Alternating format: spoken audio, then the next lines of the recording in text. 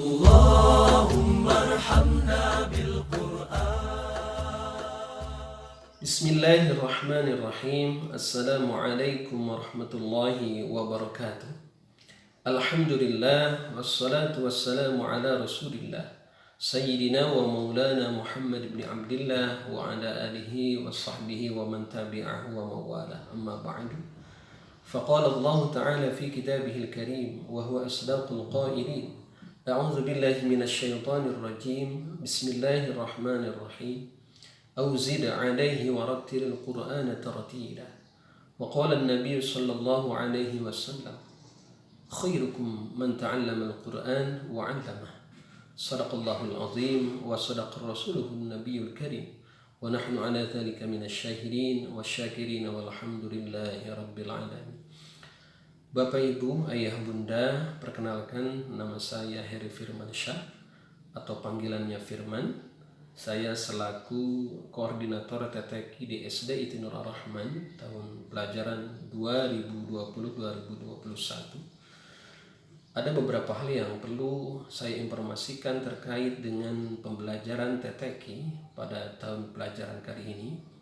Namun sebelumnya perlu kami informasikan pula kepada Bapak, Ibu, Ayah, Bunda yang baru bergabung, terutama kelas 1 angkatan sekarang, tentunya masih bertanya, apa itu TTQ? TTQ singkatan dari Tilawah Tahfidz Quran. Jadi TTQ merupakan salah satu mata pelajaran untuk mempelajari bagaimana cara membaca Al-Quran yang baik dan benar sesuai kaidah. Begitupun bagaimana cara menghafal Al-Quran agar efektif, menyenangkan, dan mudah untuk dihafalkan. Adapun metode pembelajaran Al-Quran yang dipakai di SD IT Nur Ar-Rahman adalah metode Umi. Kenapa kita memakai metode Umi? Karena Umi memiliki beberapa kekuatan yang tidak hanya mengandalkan pada kekuatan buku saja, akan tetapi metode Umi mengandalkan kepada 3 kekuatan utama. Yang pertama adalah metode ataupun buku yang bermutu, yang terdiri dari Umi jilid 1 sampai dengan Umi jilid 6, kemudian Gharib, dan yang terakhir adalah Tajwid Dasar.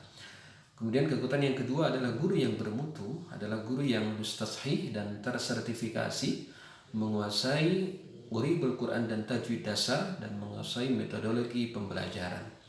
Dan yang ketiga adalah sistem yang berbasis mutu. Adapun sistem yang berbasis mutu ini dikenal dengan 10 pilar bangunan sistem mutu. Yang pertama adalah goodwill management, yaitu kesediaan, dukungan, dan perhatian dari pimpinan lembaga atau pengelola terhadap pembelajaran Al-Quran. Yang kedua adalah sertifikasi guru, yaitu semua guru sudah lulus TASI dan pelatihan metodologi dan manajemen pengelolaan pembelajaran Al-Quran. Yang ketiga, tahapan yang baik dan benar, yaitu tahapan yang sesuai dengan karakteristik objek yang akan diajar, sesuai dengan bidang apa yang kita ajarkan, serta tahapan yang sesuai dengan problem kemampuan orang di dalam membaca Al-Quran. Yang keempat, target jelas dan terukur, yaitu ada target yang jelas dan terukur dari tiap tahap sehingga mudah untuk dievaluasi. Yang kelima, mastery learning yang konsisten, yaitu ketuntasan dalam metode Umi adalah mendekati 100%, khususnya pada jilid sebelum Gharib dan Tajwid. Prinsipnya setiap siswa boleh lanjut ke jilid berikutnya jika jilid sebelumnya sudah benar-benar baik dan lancar. Yang keenam adalah waktu yang memadai. Waktu yang dibutuhkan 4-5 kali dalam sepekan dan setiap pertemuannya berdurasi 60-70 menit serta akan semakin sempurna apabila ada tambahan latihan mandiri. Yang ketujuh adalah rasio guru dan siswa yang proporsional, yaitu idealnya setiap kelompok seorang guru mengajar 10 siswa dan maksimal 15 siswa. Yang kedelapan, kontrol internal dan eksternal, yaitu kontrol mutu atau supervisi yang dilakukan oleh internal, baik itu oleh koordinator Al-Quran dan kepala sekolah, dan kontrol mutu eksternal yang dilakukan oleh pihak Umi Foundation pusat atau daerah, kabupaten ataupun kota. Yang kesembilan, progress report setiap siswa yaitu sistem UMI dibuat agar setiap siswa mendapat pelayanan terbaik selama proses pembelajaran berlangsung, sehingga evaluasi detail setiap siswa setiap periodik oleh guru dan manajemen, baik evaluasi harian, buku prestasi, pekanan bulanan saat kenaikan jilid, maupun ujian akhir ataupun munakosyah. Dan yang terakhir, yang ke-10 adalah koordinator yang handal, yaitu peran aktif dan skill yang baik dalam memimpin segala sumber daya yang ada di lembaga, mampu memecahkan masalah dan disiplin administrasi yang harus dimiliki oleh seorang koordinator. Dan perlu kami sampaikan pula tahapan-tahapan singkat pembelajaran Al-Quran di metode UMI, yang mana tahapan-tahapan tersebut meliputi yang pertama, langkah-langkah umum pembelajaran Al-Quran, terdiri dari pembukaan, apersepsi, penanaman konsep, pemahaman dan latihan keterampilan, evaluasi, serta penutup. Kemudian untuk pembelajaran jilid 1-6 terdiri dari pengkondisian siswa, kemudian pembukaan, hafalan surat pendek, klasikal, latihan dan keterampilan, evaluasi, serta penutup. Kemudian untuk pembelajaran jilid 7 atau Al-Quran, ini terdiri dari pengkondisian, pembukaan, hafalan surat pendek, klasikal atau membaca bersama, latihan dan keterampilan, evaluasi, serta penutup. Dan adapun pembelajaran jilid gharib dan tajwid, ini terdiri dari pengkondisian, pembukaan, hafalan surat, kemudian materi meliputi gharib, tajwid, peraga, tadarus Al-Quran, evaluasi, serta penutup. Itu diantaranya tahapan-tahapan pembelajaran metode UMI. Kemudian ada juga yang dinamakan dengan model pembelajaran metode UMI, yang mana meliputi yang pertama metode individual. Metode ini digunakan untuk kelompok yang memiliki jilid yang berbeda atau anak-anak yang masih susah dikondisikan, yang mana biasanya ada di kelas 1. Kemudian yang kedua adalah metode klasikal individual. Metode ini digunakan untuk kelompok yang memiliki jilid yang sama atau boleh berbeda namun masih berdekatan, seperti jilid 1 dan 2 atau jilid 2 dan 3. Kemudian yang ketiga adalah metode klasikal baca simak. Metode ini digunakan untuk kelompok yang memiliki jilid yang sama meskipun dengan halaman yang berbeda. Dan metode yang keempat adalah metode baca simak murni. Metode ini digunakan untuk kelompok yang memiliki jilid dan halaman yang sama. Kemudian perlu kami sampaikan juga target pembelajaran Al-Quran metode UMI di tahun pelajaran 2020-2021 ini. Yang mana targetannya untuk kelas 1, di akhir pembelajaran kelas 1, insya Allah anak-anak sudah menguasai UMI jilid 3 dari halaman 1 sampai halaman 39. Kemudian hafalannya mereka sudah bisa menghafal surat Az-Zalzalah. Kemudian yang kedua targetannya adalah untuk kelas 2 di akhir pembelajaran mereka sudah menguasai UMI jilid 6 dari halaman 1 sampai halaman 28 dan hafalannya mereka sudah hafal surat Al-Fajr. Kemudian target untuk kelas 3, target untuk kelas 3 ini yang mana mereka sudah menguasai ilmu gharib halaman 1 sampai halaman 14. Kemudian untuk tilawahnya dari juz 6 sampai juz 15 dan hafalannya mereka sudah hafal surat Al-Mutaffifin. Untuk kelas 4 targetannya di akhir semester mereka sudah bisa menguasai ilmu tajwid dasar dari halaman 1 sampai halaman 10. Kemudian tilawahnya dari juz 1 sampai juz 15, hafalannya surat An-Naba. Adapun untuk kelas 5, targetannya di akhir pembelajaran kelas 5 mereka sudah tadarus baik tajwid ataupun gharib. Kemudian tilawahnya mereka sudah tadarus mengulang kembali dari juz 1 sampai juz 15 dan hafalannya mereka sudah sampai di surat Al-Ma'arij. Dan terakhir untuk kelas 6 memiliki target bahwa mereka sudah tadarus yang ketiga kali Al-Quran juz 1 sampai juz 15.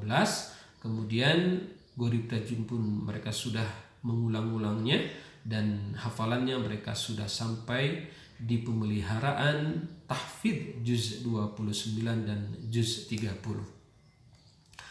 Adapun program tahunan UMI yang perlu Bapak Ibu ketahui, Yang pertama adalah munakosyah. Munakosyah ini merupakan program penilaian kemampuan siswa atau santri pada akhir pembelajaran untuk menentukan kelulusan bahan yang diujikan. Yang mana bahan yang diujikan tersebut meliputi yang pertama, fasohah dan tartil Al-Quran juz 1 sampai 30. Yang kedua, membaca gharib dan komentarnya. Yang ketiga, teori ilmu tajwid dan menguraikan hukum-hukum bacaan. Yang keempat, hafalan dari surat Al-A'la sampai surat An-Nas. Dan perlu Bapak Ibu ketahui bahwa siswa yang berhak direkomendasikan untuk ikut munakosyah adalah siswa-siswi yang sudah selesai menerima pelajaran tajwid dasar dan mereka sudah lulus ujian tajwid dasarnya. Kemudian munakosyah pun tidak hanya munakosyah tartil, munakosyah meliputi munakosyah tartil dan munakosyah tahfidz. Adapun untuk munakosyah tahfidz ini merupakan uji kompetensi materi hafalan Al-Quran baik dari juz 30, 29, 28, 27 maupun di juz 1 sampai 5. Kemudian yang kedua, program tahunan kita adalah khataman dan imtihan.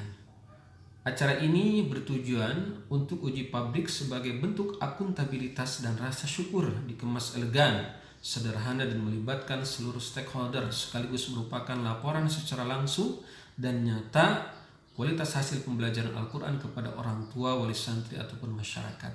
Yang mana acara itu meliputi yang pertama, demo kemampuan membaca dan hafalan Al-Quran. Yang kedua, uji publik kemampuan membaca, hafalan, bacaan gharib dan tajwid dasar. Dan yang ketiga adalah uji dari tenaga ahli Al-Quran dan tim umi dengan lingkup materi tertentu. Tentunya khotamah dan imtihan ini diperuntukkan bagi siswa-siswi yang sudah lulus munakosyah tartil dan munakosyah tahfidz. Kemudian tentunya Bapak Ibu sekalian masih bertanya-tanya bagaimana teknis pembelajaran TTQ di masa pandemi seperti sekarang ini. Kami akan menjelaskan bagaimana teknis pembelajaran TTQ secara daring. Yang jelas tahapan-tahapan di dalam metode pembelajaran UMI harus tetap kita lalui. Yang pertama meliputi pembukaan. Siswa tetap dikondisikan untuk membaca doa, kemudian secara mandiri didampingi oleh orang tua. Doa yang dibaca sebagaimana yang biasa dibaca ketika di sekolah. Yang kedua, adapun untuk tahfidz atau hafalan, ini meliputi murojaah. Murojaah ini adalah mengulang hafalan surat yang telah dihafalnya berupa murojaah ba'id, mengulang surat yang jauh atau surat-surat pendek minimal 2 surat, dan murojaah qarib, mengulangi surat yang dekat minimal 1 surat sebelum surat baru, dan ayat 1 sampai ayat terakhir yang telah dihafal pada surat baru. Dan kemudian murojaah dikirim ke guru Al-Quran dalam bentuk voice note atau rekaman suara. Kemudian tahapan yang selanjutnya adalah ziyadah atau penambahan hafalan. Guru memberikan rekaman ayat yang akan dihafalkan oleh siswa. Siswa mengulang-ulang bacaannya sampai hafal. Kemudian selanjutnya adalah mutaba'ah. Mutaba'ah ini adalah evaluasi. Siswa menyetorkan hafalan ayat barunya kepada guru melalui rekaman video atau video call. Guru mencatat setiap setoran hafalan siswa. Adapun untuk tartil adalah yang pertama yang harus dilalui adalah persepsi. Siswa mengulang materi yang telah dipelajari di buku dengan cara membaca dari halaman 1 hingga halaman terakhir yang telah dipelajari. Bacaan yang dibaca siswa setiap halamannya 2-3 baris. Persepsi dilakukan secara mandiri didampingi oleh orang tua. Adapun penanaman konsep, pemahaman konsep dan latihan keterampilan, guru membuat rekaman video penanaman konsep, pemahaman konsep dan latihan keterampilan menggunakan alat peraga dan memberikannya kepada siswa. Kemudian setelah diterima oleh orang tua menyampaikan rekaman tersebut kepada siswa, bisa diulang-ulang sampai siswa betul-betul lancar. Kemudian tahapan selanjutnya adalah evaluasi. Evaluasi penilaian terhadap bacaan materi baru dilakukan oleh guru. Siswa menyetorkan bacaan materi baru sesuai halamannya kepada guru, dapat melalui video call atau rekaman video. Tidak dianjurkan melalui voice note, voice call atau rekaman audio. Kemudian guru melakukan penilaian dan mencatat nilai pada buku prestasi atau buku nilai. Dan yang terakhir adalah penutup. Siswa tetap dikondisikan untuk membaca doa penutup belajar Al-Quran secara mandiri. Doa yang dibaca sebagaimana yang biasa dibaca ketika di sekolah. Kemudian, bagaimana SOP kenaikan jilid? Yang pertama yang harus dilakukan adalah guru kelompok merekomendasikan siswa atau siswi yang telah menyelesaikan drill jilid uminya. Setelah itu, kemudian orang tua siswa menghubungi koordinator via chat WA. Kemudian selanjutnya koordinator menjadwalkan kapan siswa atau siswi akan melakukan tes kenaikan jilid. Dan yang terakhir, pelaksanaan tes melalui aplikasi Zoom.